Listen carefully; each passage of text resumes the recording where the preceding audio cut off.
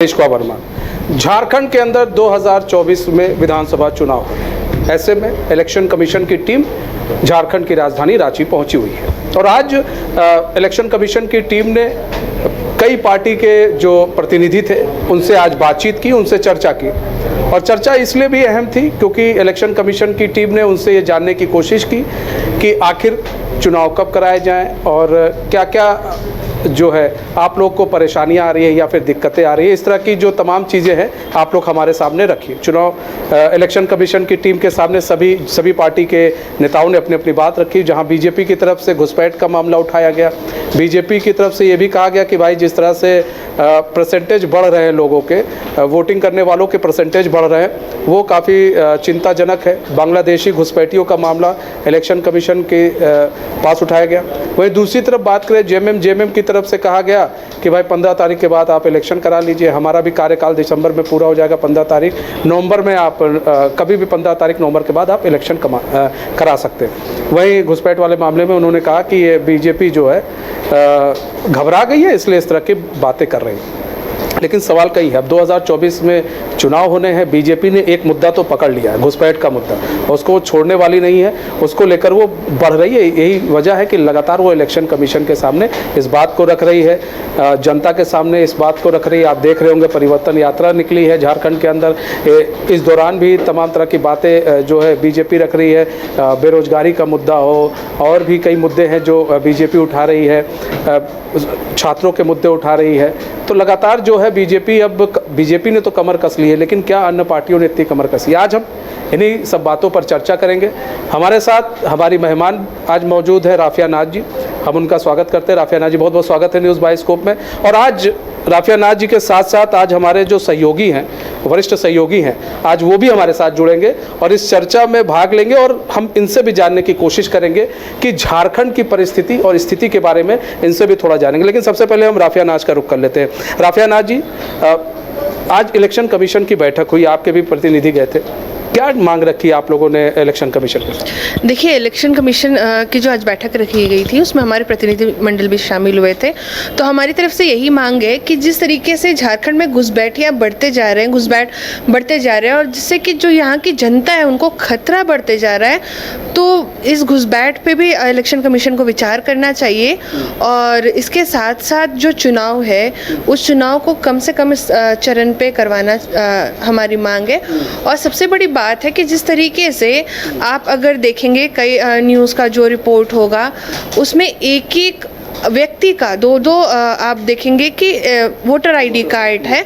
तो इस तरीके से चुनाव आयोग को उस पर भी जांच करनी चाहिए और जांच के साथ साथ घड़ी निगरानी रखनी चाहिए कि एक व्यक्ति की 2 वोटर आईडी कार्ड ना हो। और आप देखेंगे कि जैसे संथाल परगना आप जाएंगे या फिर कोल्हान के क्षेत्र में आप जाएंगे तो वहाँ पे देखेंगे कि वो जितनी पिछले टाइम में जो वहाँ पे आबादी थी वो आबादी बढ़ करके कई गुना हो गई है।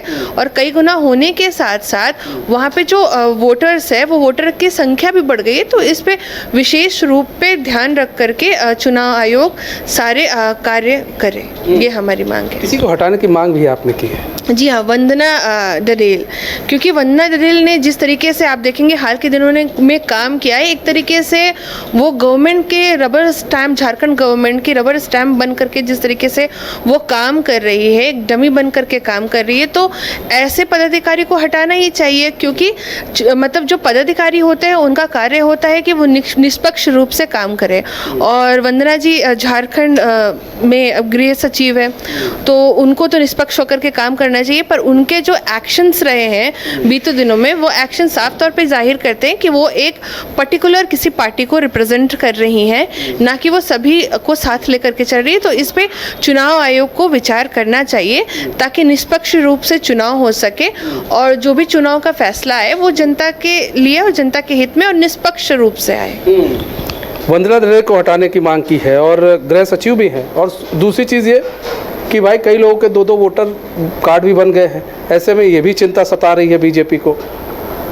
हम आशिया जी के पास चलते हैं। आशिया जी, यहाँ पर बात करें कि आज इलेक्शन कमीशन की बैठक थी और अभी आपने सुना राफिया जी को, कई मांगे इन्होंने रखी, गृह सचिव को भी हटाने की मांग रखी। इन्होंने कहा कि भाई विधानसभा चुनाव में कोई दिक्कत पैदा ना हो इसलिए उनको हटाना चाहिए। इन्होंने घुसपैठ का मामला उठाया। इन्होंने घुसपैठ के साथ साथ इन्होंने कहा कि भाई जो वोटर्स की संख्या बढ़ रही है उस पर भी ध्यान दिया जाए। तो आपको लग रहा है कि इलेक्शन कमीशन के सामने ये सारी बातें पहले भी रखी गई हैं, घुसपैठ का मामला रखा गया, तो इस पर क्या इलेक्शन कमीशन इस बार सख्त होगा और इस चीज़ को ध्यान में रखेगा? देखिए, लगातार वोटर लिस्ट का पुनरीक्षण तो हुआ, उस पर काम हुआ है, लेकिन अब इसे फिल्टर करना तो राज्य का काम है और इससे लेकर हाई कोर्ट में भी सुनवाई हुई। हाई कोर्ट ने भी इससे लेकर फटकार भी लगाई है और राज्य सरकार ने माना है कि कुछ घुसपैठ हुए हैं। पिछले दिनों आपने देखा होगा मंत्री इरफान अंसारी की भी बाइट आई थी कि कुछ घुसपैठ का मामला आया है, लेकिन उन्होंने सीधे फिर बीजेपी पर ही इसे लेकर प्रहार किया। ये भी कहा कि घुसपैठ का मामला गोड्डा के अडानी प्लांट में जाकर देखे, वहाँ पर बांग्लादेशी कामगार काम कर रहे हैं। तो ये सब बातें हैं। बहरहाल ये राजनीति है और इस पर अब संजीदा होना पड़ेगा। हाईकोर्ट भी इस पर संजीदा है और इस मामले पर सुनवाई भी हो रही है। लेकिन जो मुद्दा है, बीजेपी इस मुद्दे को लेकर विधानसभा चुनाव में जा रही, ये तो तय हो गया है, क्योंकि जिस तरह हिमंता बिश्व शर्मा आकर आक्रामक तरीके से इस मुद्दे को उठाते हैं, शिवराज सिंह चौहान आते हैं, वो उठाते हैं, यानी बीजेपी के जितने भी बड़े लीडर हैं वो इस मुद्दे को उठा रहे हैं। तो वहीं कांग्रेस और जेएमएम ये कोशिश कर रही है कि इस मुद्दे को काटा जाए। और आप देख भी रहे होंगे कि जितने भी मंच से अभी प्रोग्राम हो रहे हैं, सरकारी प्रोग्राम जितने भी हो रहे हैं, चाहे वो सरकार आपके द्वार कार्यक्रम हो या फिर महिला सम्मान योजना, उसमें इन बातों को उठाया जा रहा है कि बीजेपी के पेट में दर्द हो रहा है, बीजेपी जानबूझकर इस मुद्दे को उठा रही है। और आज देखिए, जब इसी की बैठक हुई इसी के साथ तमाम पॉलिटिकल पार्टीज़ की, तो ये मुद्दे उठे हैं। इस खेमे से भी बीजेपी ने तो ये मुद्दा उठाया ही, इधर से जेएमएम और कांग्रेस ने भी इस मुद्दे को उठाया है कि हेट स्पीच पर रोक लगाई जाए। कई मांगों को रखा है। जेएमएम ने ये भी कहा कि दिसंबर तक इस सरकार का टर्म है, तो दिसंबर तक सरकार चले और हड़बड़ी ना करे चुनाव आयोग इलेक्शन कराने के लिए। उस पर भी जेएमएम ने बात रखी। कहा है 15 नवंबर तक, कहा है कि आप 15 नवंबर के बाद कभी भी इलेक्शन। हाँ, तो ठीक है, इसे लेकर उन्होंने अपनी बात रखी कि आप हड़बड़ी में ना करें, क्योंकि फेस्टिवल है, अक्टूबर पूरे महीने फेस्टिवल है और झारखंड में बहुत धूमधाम से दुर्गा पूजा और बाकी त्यौहार मनाए जाते हैं। इसे देखते हुए भी कांग्रेस ने एक अच्छी बात दिखी कि जब कश्मीर में शांतिपूर्वक चुनाव संपन्न हुए, उसके लिए बधाई भी दी कांग्रेस के प्रतिनिधिमंडल ने चुनाव आयोग को, और ये भी कहा कि यहाँ चरण कम हो, ताकि और एक बीजेपी पर ये आरोप लगाते हुए ताकि कम चरणों में चुनाव हो, ताकि बीजेपी के जो बड़े नेता हैं यहाँ आकर हेट स्पीच ना दें, यहाँ गंदगी ना फैलाएं। ये जेएमएम और कांग्रेस के नेताओं ने जो वहाँ गए थे उन्होंने कहा। तो तैयारियाँ दोनों तरफ से हैं। जहाँ बीजेपी घुसपैठ के मुद्दे को लेकर चुनाव में उतर रही है, वहीं अब इंडी खेमा जो है, इंडी फोल्डर है, उनके पास महिला सम्मान योजना है, मैया सम्मान योजना है, और लगातार सरकार आपके द्वार कार्यक्रम में लोगों के बीच सरकारी महकमा ही पहुंच बना रहा है, सरकार की योजनाओं को बता रहा है, उनके जो पेंडिंग काम है उन्हें पूरा किया जा रहा है। तो तैयारियाँ दोनों तरफ से हैं। अब देखना है कि जनता किस पर भरोसा करती है।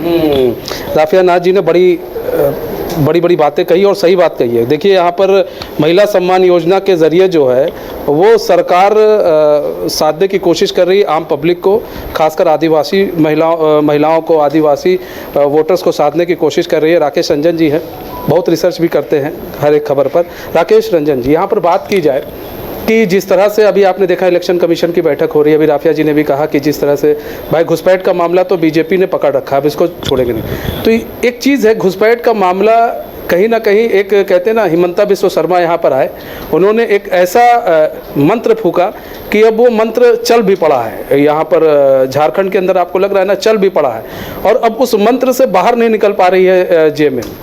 देखिए, ये मंत्र बीजेपी ने पकड़ लिया है और इसे वो छोड़ने भी नहीं वाली है। जो आप बातचीत देखते हैं, आज शिवराज सिंह चौहान बहरागोड़ा में थे, वहाँ पर भी उन्होंने ये बातें उठाई हैं और वो बेटी माटी और रोटी इसकी बात करते हैं। तो यहाँ पर आप देखिए, जब एक तरफ मैया सम्मान योजना की बात होती है तो वो बेटी की बात उठाते हैं, लव जिहाद की बात करते हैं, रोटी की बात बात करते हैं मतलब यहाँ का रोजगार जो है वो कोई और आकर लेके जा रहा है, और माटी की भी बात करते हैं कि जिस माटी पर हम रहते थे वहाँ पर घुसपैठ हुआ है, वो कहना ये चाहते हैं। तो बीजेपी जो है इस तरह के मुद्दे को आमतौर पर छोड़ती भी नहीं है और वो इसे पकड़ेगी। देखिए बीजेपी का इस चुनाव में अगर आप देखें कि उसने क्या रणनीति बनाई है तो वो आपको बहुत साफ दिखेगा। उसने अलग अलग जोन में झारखंड को बांट दिया है और उसका जो पहला लक्ष्य है वो ये है कि जो जेएमएम का स्ट्रांग होल्ड है वहाँ पर हमला जोरदार हो, वहाँ पर पंच जोर से लगाया जाए।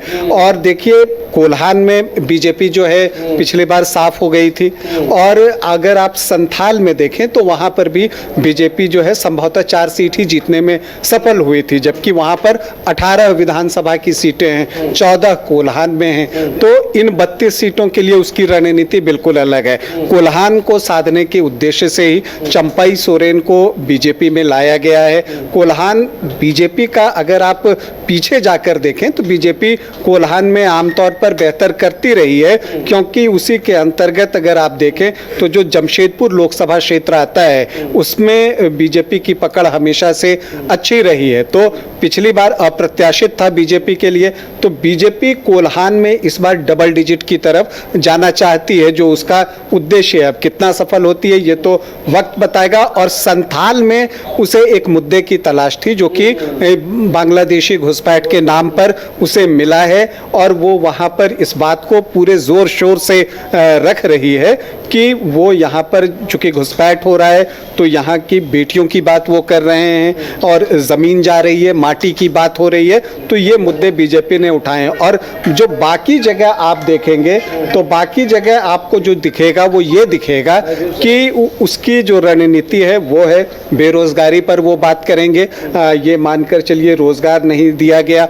जब मैया सम्मान योजना की बात होती है तो बीजेपी चूल्हा खर्च अब उठाना, उसने ये मुद्दा उठा लिया है कि 1000 की बात है, वो तो बात 2000 की थी। तो ये बातें शिवराज सिंह चौहान ने आज बहरागोड़ा में भी कही हैं परिवर्तन यात्रा के दौरान जो कार्यक्रम हुआ है। तो बीजेपी ने योजनाबद्ध तरीके से जेएमएम को घेरने की कोशिश की है। दूसरी तरफ जेएमएम भी पूरा जोर लगा रहा है, काउंटर करने की कोशिश हो रही है। और महिला सम्मान योजना यात्रा आज शुरुआत हुई, वहाँ पर कल्पना सोरेन थी जो महिला विधायक हैं, मंत्री हैं, वो इसमें शामिल हो रही हैं और उसके ज़रिए महिलाओं को बताया जा रहा है कि हेमंत सोरेन सरकार ने कितना कुछ आपके लिए किया है। तो दोनों तरफ की अपनी योजनाएं हैं। और जब आप आज जिस तरह से सभी राजनीतिक दल चुनाव आयोग से मिला, एक चीज़ अगर आप देखें तो ज़्यादातर जो राजनीतिक दल हैं सभी ने ये बातें कही हैं कि जो चुनाव हों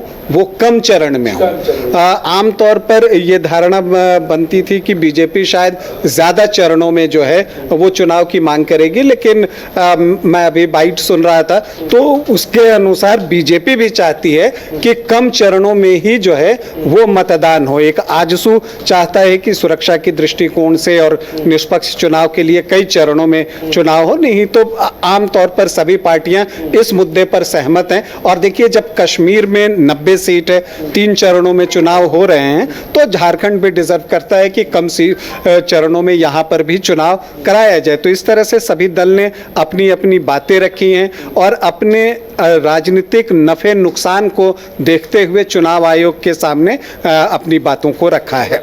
अब यहाँ पर बात किया जाए राफिया नाज जी, यहाँ पर कम चरणों में चुनाव कराने की आपने भाई डिमांड रखी है, जेएमएम में रखी है कि कम चरणों में चुनाव कराया जाए। अब यहाँ पर कम जो चरणों में चुनाव होगा तो उससे क्या लग रहा है, कैसे बेनिफिट मिलेगा? दूसरी चीज़, जिस तरह से कोल्हान और संथाल आप लोग साधने में लगी हैं, सीटें ज़्यादा रही नहीं आप लोग की, एक जगह आप लोग की तो सीट ही नहीं थी, संथाल में 3 से 4 सीटें आप लोग शायद पाई थी। तो ऐसे में क्या लग रहा है, इन सीटों पर किस तरह से आप लोग तैयारी कर रहे हैं? देखिए भारतीय जनता पार्टी जिस सीटों पे थोड़ी कमज़ोर हुई है, तो उस सीटों पे हम काम कर रहे हैं और हम बहुत अच्छे तरीके से प्रदर्शन भी करेंगे उस सीटों पे, क्योंकि हम लोगों ने, आप देखेंगे कि कुछ सीटों पे हम कमज़ोर रहे हैं पर बाकी सीटों पे भारतीय जनता पार्टी मजबूत रही है। और जिन सीटों पे हम एक सवाल राफिया जी से। राफिया जी, जिन जगहों पर कोल्हान की बात करें या संताल की बात करें, उन दोनों जगहों को साधने की कोशिश क्या चंपई सोरेन से कोल्हान और सीता सोरेन और लोबिन हेम्ब्रम से संताल को साधने की कोशिश अब बीजेपी कर रही है? जब खुद से कुछ नहीं हो तो आयातित नेता, ये सवाल भी तो उठ रहे हैं, इनके जरिए क्या आप वहाँ साधेंगे दोनों जगहों को? ये भी बड़ा सवाल है जो राफिया जी पूछ रही, वो भी बड़ा सवाल है आशिया जी जो पूछ रही हैं। देखिए, आयाती नेता की अगर बात की जाए तो सबसे बड़ी बात है कि जो नेता हमारे पार्टी में आए हैं जेएमएम का दामन छोड़ करके, तो उनके ऊपर जेएमएम कितनी प्रताड़ना की है वो अपने ज़बान से ही जनता के बीच में उन बातों को वो व्यक्त किए हैं कि किस तरीके से सीता सोरेन जी को वहाँ घुटन महसूस होता था और किस तरीके से चंपई सोरेन जी को वहाँ पे सिर्फ और सिर्फ एक तरीके से डमी बना करके रखा गया था और उनको प्रताड़ित किया जाता था, परेशान किया जाता था। तो इन्हीं कारणों से वो भारतीय जनता पार्टी में आई है। और जब भारतीय जनता पार्टी में आई है तो जनता को ये साफ तौर पे स्पष्ट हो गया है कि जब उतने बड़े लीडर, चाहे वो गीता कोड़ा जी हो, सीता सोरेन जी हो, चंपई सोरेन जी हो, जब उतने बड़े नेता को प्रताड़ित करने से ये जेएमएम पीछे नहीं हटी, तो आम जन और आम कार्यकर्ताओं के साथ वो किस तरीके से सुलूक करती होगी, किस तरीके से बर्ताव करती होगी, ये जनता के रूप में उनका भारतीय जनता पार्टी का दामन थामने से ही स्पष्ट हो गया है। और रही बात सीटों की और वोटों की, तो जिस तरीके से जो हमारे पार्टी में आकर के हमें समर्थन दिए हैं, तो कहीं ना कहीं जनता का प्यार भी भारतीय जनता पार्टी को हमेशा मिलता ही आया और मिलेगा भी।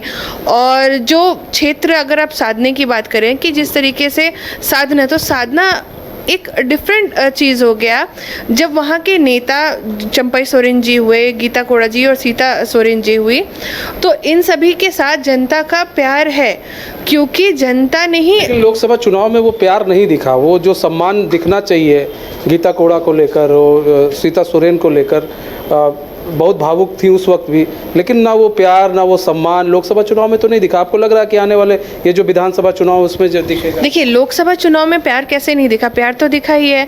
जो वोटिंग परसेंट आप मार्जिन देखेंगे वो मार्जिन बहुत ही कम था, और वो मार्जिन अगर मान लीजिए कहीं ना कहीं कमी रखी हो तो पार्टी उस पर कार्य कर रही है उस क्षेत्र पर, क्योंकि भारतीय जनता पार्टी अपने कार्यों के बेसिस पे ही जनता के बीच में जा करके वोट मांगती है और जनता का प्यार मिलता है। तो ऐसा नहीं है कि गीता कोड़ा जी या फिर सीता सोरेन जी को प्यार नहीं मिला, भरपूर प्यार मिला है। वोटिंग परसेंटेज का मार्जिन थोड़ा कम हुआ है, इसका मतलब ये नहीं है कि प्यार कम हो गया। और जिन क्षेत्रों पे हम कमज़ोर रहे हैं उन क्षेत्रों का भी अगर आप मार्जिन और डेटा देखेंगे तो उन डेटा के अकॉर्डिंग भी जो वोटिंग परसेंटेज का जीतने का और जो हारने का जो मार्जिन था वो बहुत ही कम था। तो इससे कहीं भी स्पष्ट नहीं होता कि हमें जनता का प्यार नहीं मिला, और जनता का प्यार हमें ये आगामी विधानसभा चुनाव में पूरी तरीके से मिलेगा, क्योंकि जेएमएम और कांग्रेस ने सिर्फ और सिर्फ जनता को लूटने का काम किया है। आप देखेंगे मैया सम्मान योजना तो उन्होंने एक तरीके से शुरू करके दूसरे तरीके से सिर्फ बहन बेटियों को बेवकूफ़ बनाया। कहाँ आधार कार्ड पे कितनी बहनों को 50,000 रुपया लोन दिया, नहीं दिया। कहाँ पे 2,000 रुपया चूल्हा खर्चा दिया, चूल्हा खर्चा भी नहीं मिला। अगर महिलाओं को नहीं, मैया सम्मान योजना से कुछ डर है आप लोग को? लग रहा है कुछ तो डर लग रहा होगा कि ये खटाखट वाली जो स्कीम है खटाखट जा रहा है। आज हम कल्पना सोरेन को भी सुनने थे, करे थे आज हमने दूसरी किस्त डाल दी है बहनों को, तो आपको लग रहा है खटाखट कहीं आप लोग का फटाफट ना हो जाए? देखिए, खटाखट की बात और फटाफट की बात ये कांग्रेस और जेएमएम वाले लोग करते हैं, क्योंकि इनके पास सैम मैजिक है जो इनको खटाखट डिपॉजिट और फटाफट डिपॉजिट करते हैं। भारतीय जनता पार्टी के पास कोई सैम मैजिक है नहीं। भारतीय जनता पार्टी अपने कार्य के मैजिक पे क्षेत्र में उतरती है, और अगर इतने ही इनको इन्होंने एक सैम मैजिक की बात की, तो मैं समझता हूँ कि इसे ये थोड़ा विस्तार में अगर हमारे दर्शकों को बताएं कि आखिर ये सैम मैजिक है क्या? हाँ, सैम मैजिक क्या है ये अब बताना पड़ेगा। सैम मैजिक क्या है? देखिए, जनता बहुत मतलब शिक्षित है, जनता ये बहुत बेहतर तरीके से जानती है कि सैम मैजिक क्या है और किस सैम मैजिक के दम पे कांग्रेस और इंडी गठबंधन वाले लोग ये निशाना किधर है? पूरा नाम लेने से कोई डर लग रहा है। पूरा नाम लेने से क्यों डर लगेगा? बस सैम मैजिक कांग्रेस बेहतर तरीके से जानती है और भारतीय जनता के पार्टी के पास जनता का मैजिक है, जनता के कार्यों का मैजिक है। तो सैम मैजिक पे कांग्रेस काम करे, हमें कोई डर नहीं है क्योंकि हमारे पास जनता का प्यार है। आपको लग रहा है सैम मैजिक से आप लोग का बारा मतलब कांग्रेस जो है, कांग्रेस का जो नैया है वो पार नहीं लगेगी, वो आप ही के नैया पार लगाने में लगे सैम मैजिक? देखिए, सैम मैजिक से कांग्रेस जाने, कांग्रेस की नैया पार लगेगी नहीं लगेगी, पर जनता मैजिक से भारतीय जनता पार्टी ज़रूर बहुमत में सरकार बनाएगी क्योंकि भारतीय जनता पार्टी जो कार्य करती है, जो वादे करती है, उन वादों पे खरी उतरती है, ना कि जेएमएम और कांग्रेस की तरह झूठा वादा करती है। अगर महिला सुरक्षा और सशक्तिकरण के लिए इतनी ही अग्रसर होती मनीष जी जेएमएम, तभी तक महिला आयोग का गठन हो जाता। सरकार कंप्लीट होने को है, महिला आयोग का भी गठन नहीं है। बड़े दिन से डिमांड है आप लोग की, काफ़ी डिबेट में हमने राफिया जी आपको सुना है, महिला आयोग के गठन की बात है। आशिया के पास चलते हैं। आशिया, यहाँ पर महिला आयोग की गठन की बात बार बार होती है, महिलाओं के सम्मान की बात होती है, इधर खटाखट की बात हो रही है, इधर मैया सम्मान योजना दिया जा रहा है। आपको लग रहा है कि मैया सम्मान योजना एक बड़ा फैक्टर जेएमएम के लिए होगा इस चुनाव में? क्योंकि बीजेपी ने चारों तरफ से मतलब इनको घेर रखा है कई मुद्दों पर, बेरोजगारी के मुद्दों पर, बेरोजगारी भत्ते के मुद्दे पर, अब तो घुसपैठ का मामला लेकर आ गए ये लोग, तो इन लोगों ने चारों तरफ से घेर रखा है। तो आपको लग रहा है कि मैया सम्मान योजना ये क्या नाम है, इनके चक्रव्यूह को भेद पाएगा? देखिए मनीष जी, ये ट्रम्प कार्ड तो है जेएमएम का और इससे इनकार नहीं किया जा सकता। मध्य प्रदेश में भी आप देखेंगे लाडली योजना, कई ऐसी योजनाएं हैं, चाहे दिल्ली में आप सरकार की जो योजना रही हो, अगर इस तरह की योजना को आप लाते हैं और ठीक उस समय जब राज्य में चुनाव होने वाले हों तो ये मतदाताओं के जहन में रहता है कि हमारी सरकार ने क्या कुछ किया है। और शायद यही वजह है कि बीजेपी इस मुद्दे को लगातार उठा रही है और इसे चुनावी स्टंट बता रही है, क्योंकि उसे भी पता है कि अगर इस तरह की योजनाएं चुनाव से पहले आती हैं तो इसका एक बड़ा माइलेज मिलता है, एक बड़ा लाभ मिलता है।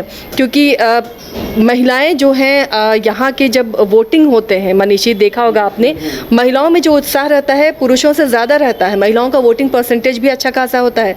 तो एक बड़े वर्ग को टारगेट किया है हेमंत सरकार ने और जाहिर तौर पर इसका फ़ायदा तो मिलना ही चाहिए और मिलेगा ही, और इसी वजह से बीजेपी अपने तरीके से पूरी घेराबंदी कर रही है। अच्छा, आपने कई इलेक्शन देखे झारखंड के अंदर, कई जगह आप रिपोर्टिंग करने गई, खासकर जो आदिवासी महिलाएं हैं, जो आदिवासी तबके के लोग हैं, जिस पर सब इस वक्त अपना अधिकार जमा रहे हैं, चाहे जेएमएम हो, कांग्रेस हो, बीजेपी, सब अपना अधिकार जमा रहे हैं। आपको क्या लगता है आदिवासी समाज क्या चाहता है और क्या लग रहा है कि आदिवासी समाज का मूड क्या इस बार कुछ बदलेगा?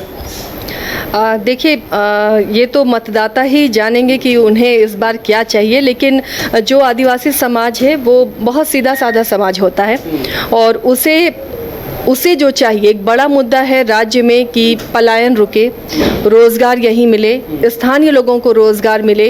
खतियान का एक मुद्दा है जिसे बार बार उठाया जाता है और शायद ये पॉलिटिकल पार्टियां भी इसे मुद्दा ही बनाकर रखना चाहती हैं, इसलिए इस मसले का हल नहीं हो पाया अब तक। और स्थानीयता है, स्थानीय नीति को सही तरीके से परिभाषित करना, तो ये कुछ ऐसे मुद्दे हैं जिसे जहन में रखेगी यहाँ के आदिवासी समाज के मतदाता, जहन में उसे रखेंगे। और इन सब मुद्दों के साथ ही सरकार ने क्या किया है उनके लिए, किस तरह की योजनाएं लाई हैं, ये भी जहन में होगा। हालांकि देखिए, यहाँ पर जो जितने भी सुदूरवर्ती इलाके थे, जितने भी आदिवासी इलाके थे, वहाँ पर तीर धनुष से सभी वाकिफ़ थे, इससे इनकार नहीं किया जा सकता, इससे राफिया जी भी सहमत होंगी।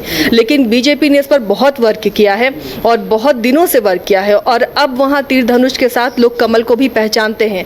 और जो केंद्र की योजना थी, मुफ्त अनाज की योजना, उसका लाभ मिला है और इसलिए शायद केंद्र में रिटर्न हुई है मोदी सरकार। ये एक बड़ी उपलब्धि रही उस सरकार की।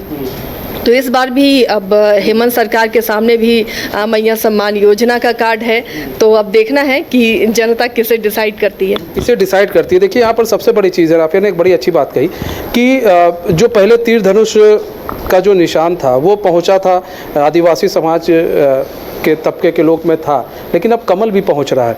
यहाँ पर देखिए, राफिया जी ने एक बात, माफ़ कीजिएगा, आशिया जी ने एक बात कही कि जो तीर धनुष वाला जो बात की जा रही है कि आदिवासी समाज में पहले तीर धनुष जैसे एक उनका लोगो है वो पहुंचा हुआ था, अब कमल भी पहुंच रहा है। मेहनत खूब कर रही है बीजेपी, लेकिन क्या जो चंपई सोरेन और जो बड़े बड़े नेता जो बीजेपी ज्वाइन कर रहे हैं, क्या आपको लग रहा है कि उसका फ़ायदा होगा? क्योंकि लोकसभा चुनाव में उस हिसाब से फ़ायदा नहीं दिखा, तो क्या लग रहा है कि विधानसभा चुनाव में ये लोग फ़ायदा दिला पाएंगे? देखिए, महत्वपूर्ण ये होता है कि नेता तो पार्टी बदल लेते हैं, लेकिन जो समर्थक वर्ग है, क्या वो पार्टी बदलने के लिए तैयार है? ये एक सबसे महत्वपूर्ण सवाल होता है और इसीलिए आपने अक्सर देखा होगा कि जब नेता पार्टी बदलते हैं तो वो उतने सफल नहीं होते हैं जितने की उन्हें उम्मीद होती है या लोग आकलन करते हैं। इसका उदाहरण आप बाबूलाल मरांडी जी की भी एक पार्टी थी, वो भी उतनी सफल नहीं हुई। हम इससे और पीछे चल जाएं, उत्तर प्रदेश में कल्याण सिंह जैसे बड़े नेता वो अलग हुए, वो उस तरह का कुछ भी बहुत बड़ा नहीं कर पाए, फिर उनकी घर वापसी हुई। इसी तरह से आप देखते हैं कि जेएमएम के कई नेता जो कि अलग हुए, कृष्णा मार्डी का आप नाम ले सकते हैं, सिंहभूम से सांसद थे 1991 में, उन्होंने एक अलग पार्टी बनाई। आज जो है उनकी वो उस तरह की बात नहीं रह गई जितने बड़े वो नेता थे। तो ये चीज़ें जो है जब कोई नेता पार्टी छोड़ता है तो ये चीज़ें जो उसकी ओरिजिनल पार्टी होती है उसको पता होता है कि इसका इम्पैक्ट इतना ज़्यादा होगा नहीं, क्योंकि सारे समर्थक जो है वो बदल जाएं ऐसा नहीं हो सकता। हाँ, ये ज़रूर होता है कि जो उनके कोर समर्थक होते हैं, जो जिनका अपना व्यक्तिगत रिलेशन होता है, तो वैसे कुछ लोग जो है वो बदलते हैं। और चूंकि झारखंड में जो चुनाव है वो नेक टू नेक है विधानसभा में खास करके, तो ऐसी परिस्थिति में अगर वो 2-4% वो असर कर देते हैं, डेंट मार देते हैं, तब परेशानी जो है हो सकती है। तब परेशानी हो सकती है। लेकिन यही बात है, एक बड़ी बात है, जल्दी से आपका छोटा सा कमेंट 10 सेकंड का चाहेंगे कि यहाँ पर देखिए परेशानी हो सकती है। और यहाँ पर बात की जाए, जैसे लोग वोटर मतलब जो वोट है उसको तब्दील नहीं कर पाते हैं। कोर समर्थक है, जैसे कि अभी राकेश जी बताए, तो कोर समर्थक हैं वो तो आ जाते हैं, लेकिन जो और वोटर्स हैं जो जेएमएम के सिंबल पर वोट करते थे वो नहीं आ पाते। देखिए, बात तो दोनों तरफ से की जाएगी कि अगर जेएमएम के सिंबल से जो वोटर्स है तो उन वोटर्स को भी बहुत बेहतर तरीके से पता है कि किस तरीके से सिर्फ जेएमएम बेवकूफ़ बनाने का काम कर रही जनता को और कार्यकर्ताओं को भी। जब बड़े बड़े लीडर का सम्मान नहीं करती जेएमएम, तो निम्न स्तर के जो कार्यकर्ता है या फिर जो ग्राउंड लेवल के कार्यकर्ता जो ग्राउंड पे कार्य कर रहे हैं उनको क्या वो सम्मान देती होगी। तो साफ रूप से सभी चीज़ें स्पष्ट है और इस बार हम पूर्ण बहुमत में आएंगे और साथ ही साथ हमें जनता का प्यार मिलेगा। ठीक है, साथ ही साथ जनता का प्यार मिलेगा और ऐसा राफिया नाज का कहना है। तो बहुत बहुत धन्यवाद आप सभी लोगों का हमारे साथ जुड़ने के लिए, राफिया नाज जी खासकर आपका हमारे साथ जुड़ने के लिए। और